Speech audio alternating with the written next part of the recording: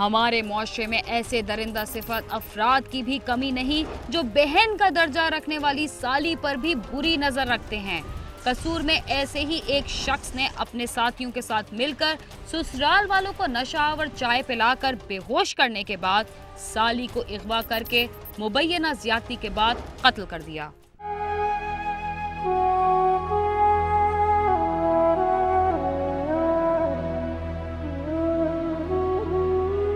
कसूर के नवाही इलाके भुए आसल का रहायशी मोहम्मद सदीक मेहनत मजदूरी करके अपने घर वालों का पेट पालता है। मोहम्मद सदीक ने 1 साल कबल अपनी छोटी बेटी परवीन की शादी अपने रिश्तेदार अल्लाह रखा से की थी।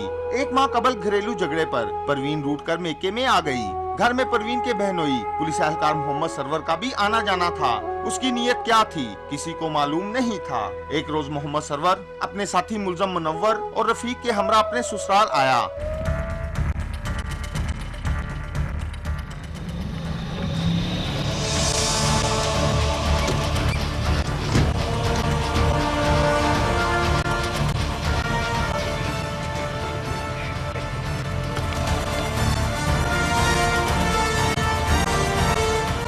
चाय शाय पिए हैं? कभी ना। हाँ जी भाई, चाय बना दो।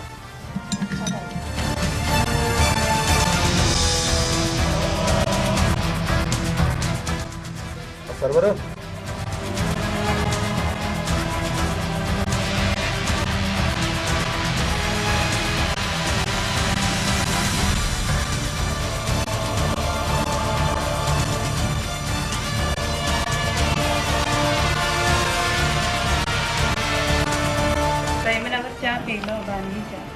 आप लोग पिए, हम लोग कल आके बोतल पिएंगे।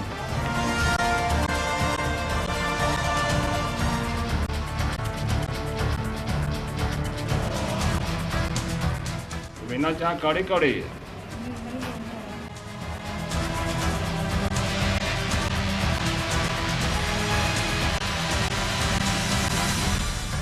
मामू मामू क्या है?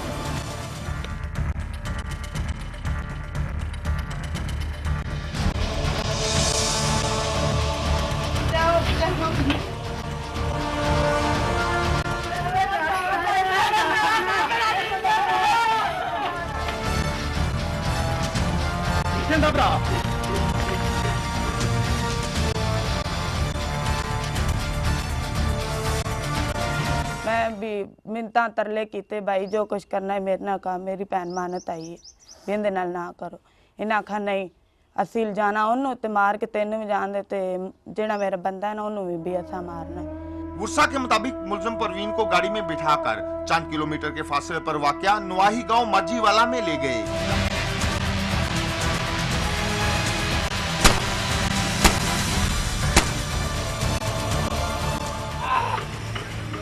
पुलिस ने लाश पोस्टमार्टम के लिए भिजवाकर अगवा के मुकदमे में कत्ल की दफात का इंदराज भी कर लिया। पुलिस ने परवीन के बहनोई पुलिस एहलकार सरवर समेत 3 मुलजमों को गिरफ्तार कर लिया, जबकि चौथे मुलजम की गिरफ्तारी के लिए टीम बना दी गई है। पुलिस का कहना है कि जल्द ही उसे भी गिरफ्तार कर लिया जाएगा।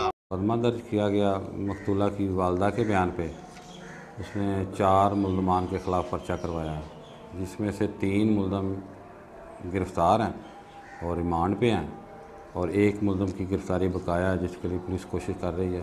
कांस्टेबल जो है वो लड़की का बेनोई है, तो पुलिस के लिए तो मुलजम है, तो मुलजम की ट्रीट होगा।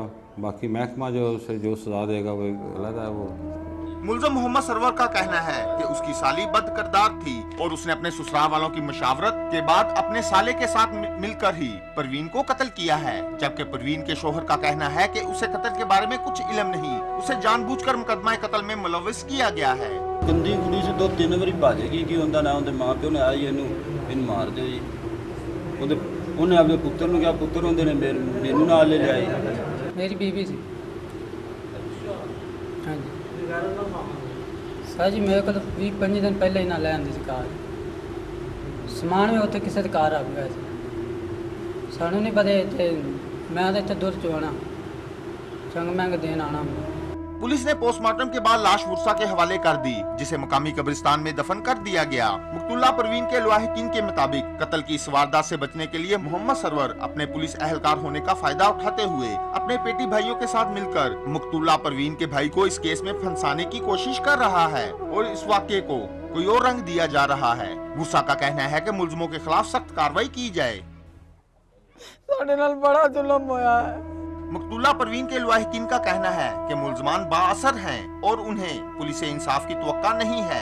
वर्षा ने चीफ जस्टिस ऑफ पाकिस्तान और वजीर आला पंजाब से अपील की है कि मुलजमों को कैफरे करदार तक पहुंचाया जाए। कैमरामैन मुर्तजिज इजाज और साथी रिपोर्टर महर मोहम्मद शफीक के साथ आमिर शहजाद, समा, भुए असल, कसूर। कराची के इलाके लियाकताबाद में मकान के तनाज़े पर भतीजे ने पुलिस के सामने अपनी 2 फुप्पियों को गोलियां मारकर हलाक कर दिया था। चंद दिन बाद कराची आने वाली कोच पर पुलिस ने ड्रामाई अंदाज पर छापा मारकर मुलजिम को गिरफ्तार कर लिया। मुलजिम का कहना है कि कत्ल करने के बाद उसका चैन और सुकून खत्म हो गया था।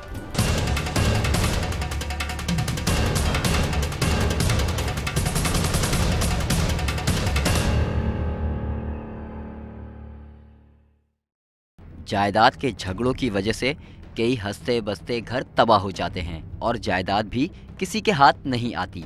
कराची में भी जायदाद के तनाज़े ने भतीजे के हाथों उसकी 2 फुप्पियों को कत्ल करवा दिया।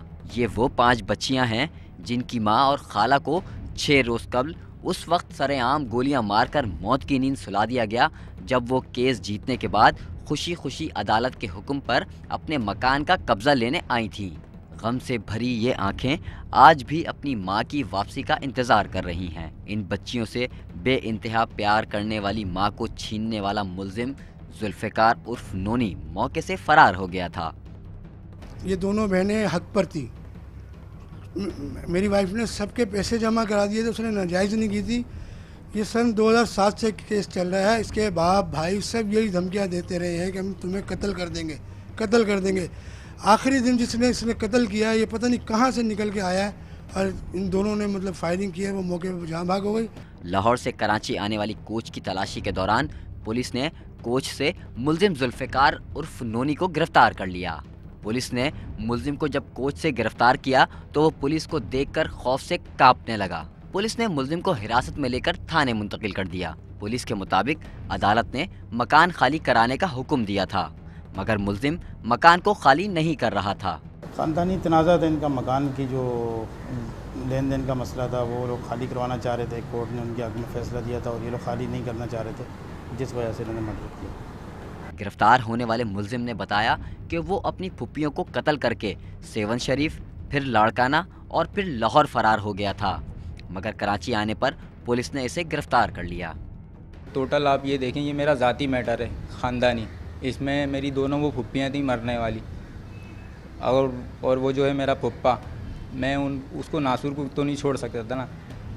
इस पूरी में एक ये कहानी है इसके पीछे। मुलजिम का कहना है कि इसे ऐसा लगता है कि इसने अपनी फुप्पियों को नहीं बल्कि अपने आप को मारा है और कत्ल करने के बाद वो चैन से नहीं रह पा रहा। उसको सोच सोच के मेरे बाल सारे गिरने शुरू हुए थे। मेरी सर पे टोपी लगी हुई नज़र आ रही होगी आपको। मैंने अपना सारे गंजा तक करा लिया है। मैं उस दिन के बाद सब तक ना तो सो सका हूँ, ना मुझसे खाना खाया जा रहा। अफसोस, मैं ख़त्म हो चुका हूँ, पूरा घुल गया हूँ मैं। मेरी जिस्म मुझसे खड़ा नहीं हो जाता, मुझसे कांपता है मेरा जिस्म। अब मेरा दिल अंदर से मलामत करता है। गुनाह तो गुनाह होता है ना भाई, और वो भी ऐसा गुनाह जिसको मुझे पता है। पुलिस हिरासत में मौजूद मुलजिम ने बताया कि उसने अपने फुप्पा के कहने पर अपनी फुप्पियों को कत्ल किया और वाक़ये से 1 रोज़ पहले फुप्पा के साथ मिलकर जायदाद का हिस्सा आधा आधा करने का मंसूबा बनाया था। बस उसके बहकावे में आ गया मैं अपने फुप्पा के, और ये कर गया। उसका यही मैटर था, जायदाद का सारा। दोहरे कत्ल केस के मुद्दई और कत्ल होने वाली ताहिरा के शौहर का कहना है कि मुलजिम झूठ बोल रहा है। मैं अपनी बीवी को क्यों कत्ल कराऊंगा? मुलजिम केस को उलझाने के लिए मुझ पर झूठा इल्ज़ाम लगा रहा है। तो ये तो नामुमकिन बात है। वो पकड़ा गया, वो तो 100 किस्म के इल्ज़ाम लगाएगा हमारे ऊपर। तो ये दुनिया जानती है कि हम अपनी वाइफ के साथ क्या थे, वो हमारे साथ क्या थी। केस को घुमाने के लिए ये सारी बातें कर रहा है। और अगर इतना होता तो मैं भी वहीं था, मैं क्यों नहीं भागा? लेकिन ये बस सारा केस को उलझाने के लिए ऐसी बातें कर रहा है। मैं कुरान सर पे उठा के जैसे कहते हैं कि हमारा इस लड़के से कोई वास्ता नहीं है, ये सिर्फ हमें उलझाने के लिए मतलब ऐसे बयान दे रहा है।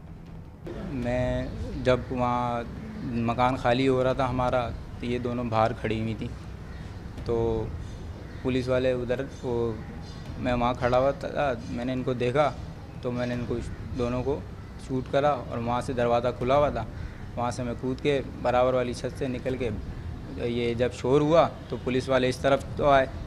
जब पुलिस वाले इधर आए उनके साथ हमारा फुप्पा भी आया, जो मेरे साथ इसमें पूरा मुकम्मल शामिल है। कत्ल होने वाली शाकरा की बेटी का कहना है कि वो हक पर थे, उनकी अम्मी और खाला को बेगुनाह कत्ल किया गया है। गिरफ्तार होने वाले मुल्जिम को सख्त सिक्योरिटी में रखा जाए चाहिए, उनको बख्शना नहीं चाहिए, उनको तो बहुत ही सिक्योरिटी में रखना चाहिए भाई, ताकि वो भाग ना सकें। कल को भाग के वो फिर वही हरकत करेंगे। आप बार बार तो ढूंढने से रहे, इसलिए उनको सख्त से सख्त सजा दी जाए और जल्द से जल्द सजाए मौत का हुक्म दिया जाए। मकतूला शाकरा की बड़ी बेटी का कहना है कि उनकी मां के कातिल को सजाए मौत दी जाए। हम इस बेरहम इंसान को माफ़ नहीं करेंगे।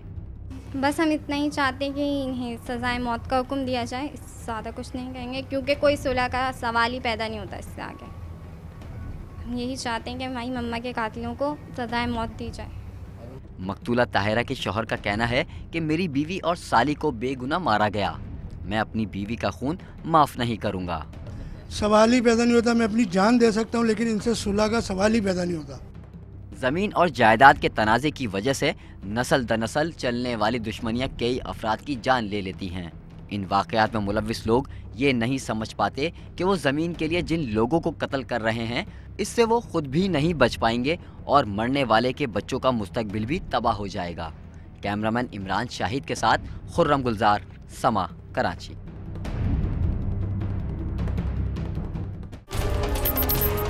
इस्लामाबाद के मज़ाफ़ाती इलाके में अपनी दुकान से चोरी की वारदात नाकाम बनाने वाले मुअम्मर शख्स को गोलियां मारकर कत्ल कर दिया गया। अहले इलाका ने एक चोर को पकड़कर पुलिस के हवाले कर दिया।